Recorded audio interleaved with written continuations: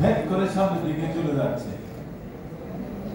আমাদের গার্মেন্টস ফ্যাক্টরিও ওই ধরনের ভূমিকা যদি রাখতে না পারে পৃথিবীর মধ্যে, আমরা কিন্তু আটকা পড়ে যাব, সামনে ভেদ করে যেতে পারবো না। আমার এই কিছুদিন আগে যিনি সভাপতি ছিলেন, আমার কথাগুলো একটু মেহরবানি করে শুনবেন, আমি লম্বা করব। কিছুদিন আগে যিনি সভাপতি ছিলেন, আমার আগে যিনি বক্তৃতা করেছেন, আমার ভাই রফিক, আমি একটু সাজেশন দিয়েছিলাম যে বন্ডে আমাদের কি সমস্যা তার সমাধান, কাস্টমসে কি সমস্যা তার সমাধান, ব্যাংকে কি সমস্যা তার সমাধান, এনবিআর এ কি সমস্যা তার সমাধান, কোর্টে কি সমস্যা তার সমাধান। এইভাবে কিছু কাজ, কিছু পেপার রেডি করে রাখার জন্য সেগুলি নিয়ে আমরা কাজ করব। আমি তো কোনো বিজেপির কোনো কর্মকাণ্ডের অফিসিয়াল মানুষ না। আমার ভাই রফিক সেই কাজগুলো করার অর্ধেক পথে ওনার দায়িত্বটা থেকে উনি মুক্তি পেয়েছেন। কিন্তু আমি বললাম যে ভাই, মুক্তি অফিসিয়ালি পেলেও আমরা কিন্তু তোমাকে ছাড়তেছি না, তুমি কাজ করো। আমি অ্যাডমিনিস্ট্রেটর যিনি আছেন ওনাকেও অনুরোধ করেছি যে ভাই, আসলেন গেলেন হাওয়ার মতো, আসলেন হাওয়ার মতো গেলেন, মানুষ তো মনে রাখবে না, বলেন কি করতে হবে। আমি এই কাজগুলো আমার আগে আমার ভাই তৈরি করেছেন, সেগুলো নিয়ে আপনি একটা মিটিং করেন, কোথায়, পিজিএমের ভিতরে যারা সিনিয়র মানুষ, এবং একটা একটা কপি আপনারা রেসপেক্টিভ ডিপার্টমেন্টে দিয়ে দেন, ওনারাও তার উপর স্টাডি করুন। আমরা আমাদের চেষ্টা করি জয়েন্টলি একটা মিটিং করব। কেন একটা মিটিং করব?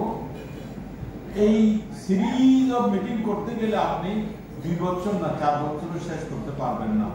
আমরা একই গান বারবার বারবার প্রত্যেকটা মিটিং এ বলে যাচ্ছি, আমার এই সমস্যা, এই সমস্যা, এই সমস্যা, সমাধান হয় না। কেমন যেন ওই কবিগুরু রবীন্দ্রনাথের কবিতার মতো শেষ হইল না শেষ, এইরকম একটা অবস্থার মধ্যে গার্মেন্টস সেক্টর না আমাদের দেশটাই আছে।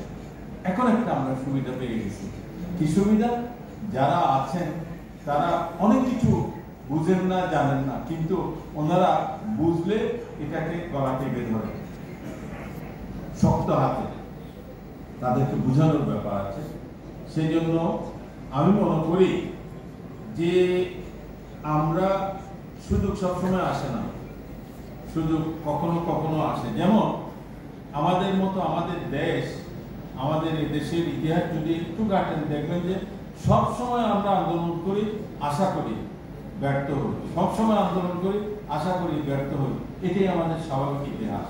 সুতরাং এবার একটু চলুন সবাই, আপনারা যারা আছেন চলুন, আমরা সবাই একত্রিত হই, একত্রিত হয়ে শক্ত হাতে আমাদের স্বার্থটা উদ্ধার করি। 1।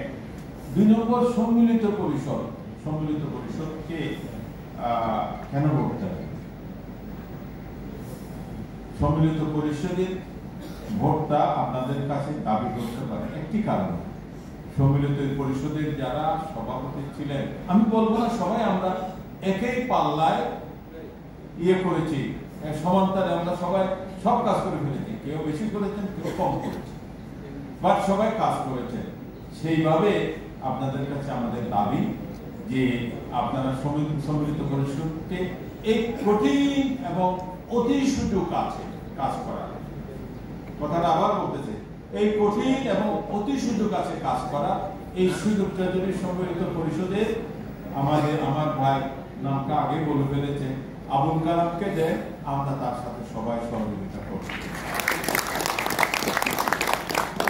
আরেকটি কথা লাজুকতার কারণে নয়, অবস্থার কারণে বলা হয়। বিজেপি দীর্ঘদিনের ইতিহাসের সাথে অনেক কাজ করেছি, অনেক কাজ আমরা করতে পারিনি। অনেক টাকার বিনিময়ে কাজ করেছি, অনেক অল্প টাকার বিনিময়েও অনেক কাজ হয়নি। ঢাকাতেও বিশাল বিল্ডিং আমাদের আছে, কিন্তু সেই বিশাল বিল্ডিং এর জায়গাটাও কিনে নিতে হয়েছে। কিনে নিতে হয় না নাকি? টাকা দিয়ে কিনে নিতে হয়েছে। চট্টগ্রামের একটি জায়গা 24 কাঠা 48 কোটি টাকা দাম, এখন আরো বেশি হবে। মাত্র 1 লক্ষ টাকা দিয়ে বেগম খালেদা জিয়া দিয়েছেন। তার জন্য একটা জোড়া হাততালি দেবেন না? এই হাততালির মধ্যে কৃপণতা আছে।